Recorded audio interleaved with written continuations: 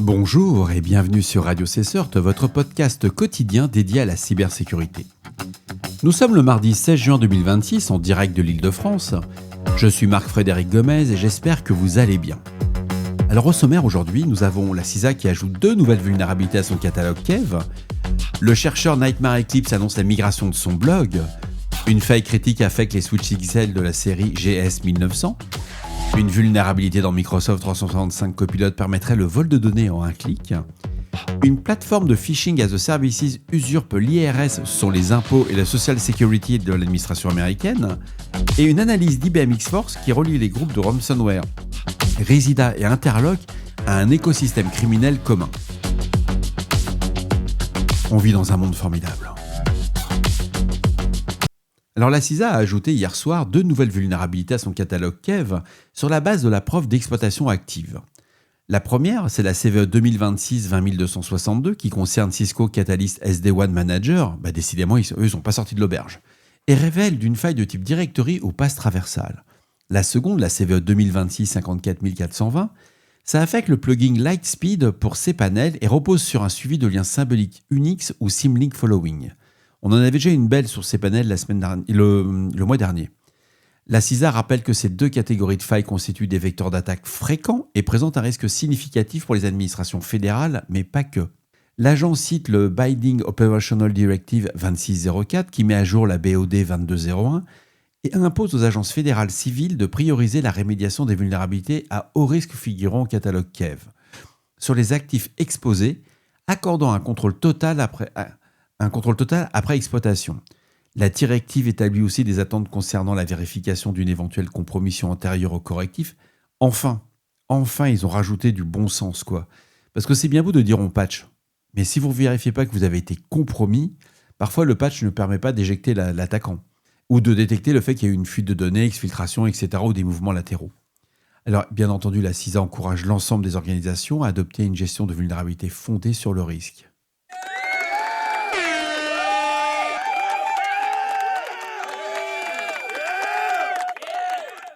On continue notre feuilleton de l'été avec le chercheur connu sous le pseudonyme Nightmare Eclipse qui annonce dans un message signé en PGP, publié ce 15 juin, la migration de son blog. Il quitte la plateforme Blogger après que Google a commencé à signaler les blogs de recherche personnels comme contenant de malware ou de contenu malveillant. Il est en train de découvrir que sur les plateformes des GAFA, parler de cybersécurité, c'est extrêmement compliqué. Par exemple, on ne peut pas faire du reverse malware réellement si vous êtes sur YouTube ou sur Twitch. Vous allez vous faire directement bannir. Votre vidéo, elle a très peu de chances de rester. Et si elle reste, c'est que quelques heures et vous allez vous faire, entre guillemets, bannir de la plateforme. Alors, il a mis une nouvelle adresse, c'est blog@projectnightcrawler.dev. Et ce chercheur associe cette classification automatique à une forme de censure visant la publication de recherches en sécurité. J'appelle pas ça de la censure, j'appelle ça du bon sens. Il faut bien voir que les défenseurs, ils vont publier un certain nombre de recherches, de travaux, comme la majorité des chercheurs. Le premier cas, c'est que les attaquants consultent ces publications en libre accès. Et plus on donne de détails à un attaquant, et plus c'est facile de vous compromettre. Il faut savoir que ces publications antérieures incluent la divulgation de l'outil Bluehammer sur GitHub, ainsi que des recherches autour des vulnérabilités Microsoft, dont la faille Yellowkey, et un correctif silencieux appliqué par Microsoft à la vulnérabilité Redsun, sans aucune attribution de CVE. Alors son billet de migration est en cours et accompagné de sa signature cryptographique. C'est conforme à ses publications habituelles. Aucune nouvelle divulgation technique n'accompagne ce billet qui se limite au changement d'hébergement et à la motivation invoquée par ce chercheur. D'après une annonce de cvefeed.io qui relie un avis de sécurité de Zixel, la vulnérabilité, la CVE 2026-7273, affecte le switch Zixel GS 1900-48HP V2 et plus largement la série des GS 1900. Il s'agit d'un stack based buffer overflow présent dans le programme CG du firmware dans les versions jusqu'à la 2.90 ABTQ.1, C0 incluse. Un attaquant non identifié situé sur le réseau local peut exploiter la faille au moyen d'une requête HTTP spécialement conçue et potentiellement exécuter des commandes au niveau du système d'exploitation. Le score en CVSS 3 points est évalué à 8.8, c'est une sévérité height, elle n'est pas encore critical, mais c'est pas loin. Elle a un vecteur d'accès adjacent et la faiblesse qui est rattachée est au CWE 121. C'est du Stacked Based Buffer Overflow, mais XL a publié un avis datant du 16 juin. Alors, c'est assez surprenant, s'il a été fait ce matin. Il recommande la mise à jour du firmware, ce qui est très bien des équipements concernés, et les mesures complémentaires évoquées incluent la restriction de l'accès au réseau aux équipements et à la surveillance des requêtes HTTP suspectes.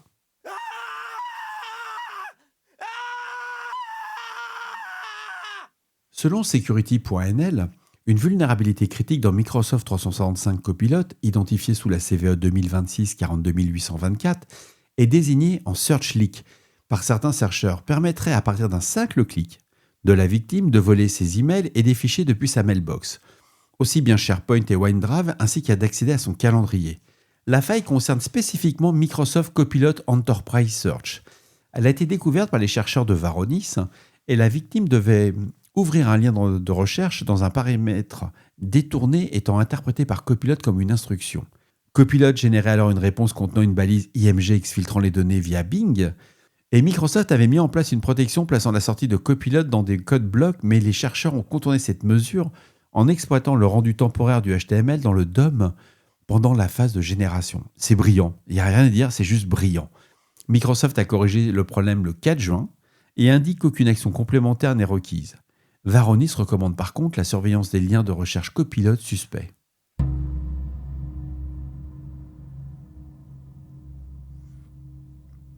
On a Cyberpress qui a relayé une recherche de Socradar. Il y a une vague de phishing usurpant l'IRS, ce sont les impôts et la Social Security Administration américaine, qui est attribuée à une plateforme de phishing as a services baptisée The Quarry. L'opération équipe près de 200 cybercriminels. Oui, vous avez entendu, on parle de 200 cybercriminels et fonctionne comme un service managé. Active depuis au moins avril 2025, elle adapte ses leurs à la saison fiscale américaine. Un développeur unique, identifié sous le pseudonyme de Rocky Belling, gère l'ensemble via un canal Telegram dédié. Les acheteurs reçoivent un package complet comprenant le kit de phishing, l'infrastructure de trafic cloaking, les bulk emailers et les panneaux d'accès distants.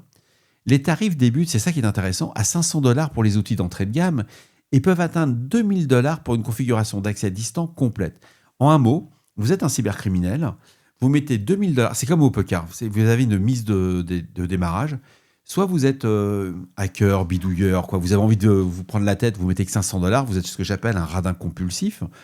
Ou soit au contraire, vous dites, je mets $2000, ça va me ramener entre 6 et $10 000 minimum, c'est un bon investissement, je ne fais rien, tout est fourni clé en main. C'est incroyable, c'est une industrialisation du marché qui existe depuis des années, ça fait plus de 10 ans que je le vois. Mais là, les chiffres n'ont pas tellement augmenté. Pour $2000, avoir tout le système et toute l'infra, on avait généralement entre 700 et $1200. Là, 2000, ça, c'est à voir.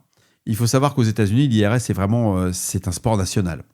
Et la chaîne d'attaque va filtrer les scanners et chercheurs via un contrôle du user agent et du cloaking par AD-Aspect et les pages de leurs répliques des portails gouvernementaux et ainsi tout téléchargement d'un faux outil de connexion sécurisé. L'opération s'appuie sur des logiciels RMM légitimes. Bref, il n'y a rien de nouveau. Ça marche hyper bien. C'est ultra rentable. Alerte générale 24 heures sur 24. Selon GB Hackers, qui relaie une analyse de IBM X-Force, les groupes de ransomware Risida et Interlock s'inscrivent dans la même chaîne d'approvisionnement criminel, sans qu'il soit possible de conclure à un groupe unifié unique. Il faut voir que les groupes de cybercriminels utilisent les mêmes infrastructures physiques, les mêmes serveurs, les mêmes botnets, etc. Donc il n'y a pas de là à dire qu'ils se bossent main dans la main. C'est vrai que de ce côté-là, l'analyse d'IBM a été très claire. Et cette analyse va relier deux opérations à des Initial Access Brokers, ce qu'on appelle les IAB, des crypteurs privés, des downloaders et des backdoors qui préparent des intrusions avant la phase de chiffrement. Interlock est associé aux outils NodeSnake, Interlock Rat, au downloader Junk Function, à Super ou à crypteur Junk Fiction. Risida s'appuie sur le downloader Endico, sur Bromstick, Super ou le crypteur Tomb. IBM rattache l'activité d'Interlock au broker TAG 124, également suivi sous les noms de Land Update 808 et KingTuck, qui diffusent des payloads via des leurres ClickFix et des installateurs trojanisés. Alors, NodeSnake et Interlock Rat partagent structure de code, convention C2 et logique de staging. Une commande de capture écran a récemment été observée installant le module Screenshot Desktop via NPM. IBM X-Force souligne que le partage d'infrastructures peut générer des attributions trompeuses et recommande un hunting fondé sur le comportement et non sur le fait qu'ils viennent tous de la même IP. Ce que je vous recommande, chères auditrices et chers auditeurs, si vous avez la possibilité de le faire, c'est de faire ce qu'on appelle un tableau d'enquête. Vous commencez à mettre les noms, vous mettez les liens. Alors, soit vous avez un tableau blanc qui traîne dans une salle de réunion, vous allez le piquer discrètement, plus personne ne les utilise aujourd'hui. Ou soit vous avez un tableau à côté de votre bureau, etc. Moi, au début, je l'ai fait sur les vitres. J'ai acheté des feutres pour les fenêtres, et c'est comme ça que je le faisais. L'avantage, c'est que vous passez un coup de chiffonnette et ça part direct. Vous avez après le truc des post-it. Et dernièrement, ce que j'ai fait, j'ai acheté une map monde qui doit faire 3 mètres sur 2. Et je fais des liens avec des punaises, comme dans les films. Ça marche hyper bien. Vous mettez où sont les groupes, vous mettez un petit drapeau, vous mettez le nom du groupe et vous regardez les interactions. C'est une méthode à l'ancienne. Il y en a qui vont faire ça sur leur écran, ce blabla. Moi, j'appelle ça. Moi, je sais pas travailler. Il faut que je voie le truc.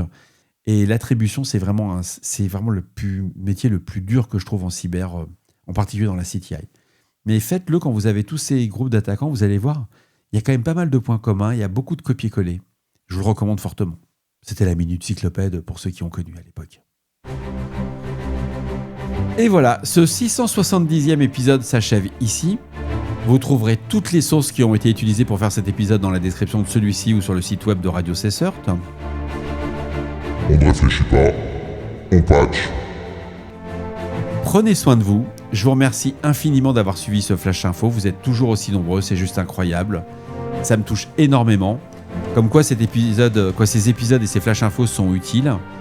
N'hésitez pas à me remonter si vous avez des sujets que vous souhaitez que je puisse approfondir. Et puis protégez-vous de la chaleur, il va faire encore chaud cet après-midi. Je vous embrasse très fort.